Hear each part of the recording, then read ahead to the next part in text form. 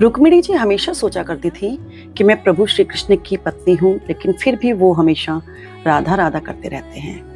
इसी सुध-बुध में एक दिन वो गरम-गरम दूध प्रभु श्री कृष्ण के लिए लेकर के गई, लेकिन वो भूल गई कि वो दूध कुछ ज़्यादा ही गर्म था। उन्होंने प्रभु श्री कृष्ण को कहा, प्रभु दूध पीजिए।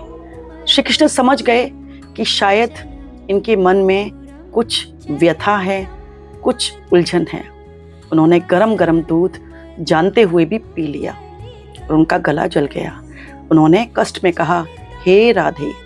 रुक्मिणी जी बोली, प्रभु मैं आपकी पत्नी हूँ, लेकिन फिर भी आप हमेशा राधा राधा ही कहते हैं।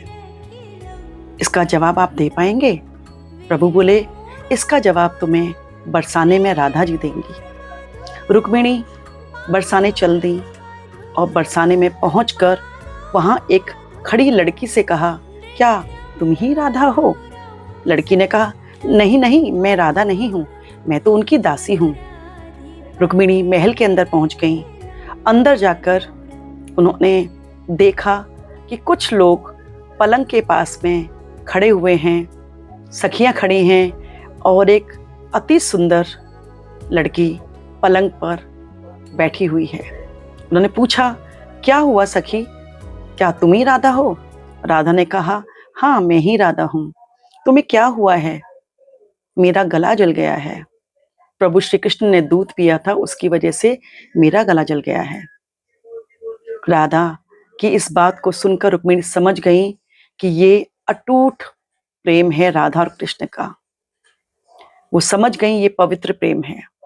राधा जी बोली, अगर प्रभु श्री कृष्ण को कष्ट होता है तो उसका आभास मुझे होता है, जब मुझे कष्ट होता है तो उसका आभास प्रभु श्री कृष्ण को होता है। रुक्मिणी इस बात को समझ गई कि ये अटूट पवित्र प्रेम राधा कृष्ण का है, जिसकी तुलना समानता वे कभी नहीं कर पाएंगे। अगर आप राधा कृष्ण पर विश्वास करते हैं तो कमेंट बॉक्स में लिखिए, राधे राधे।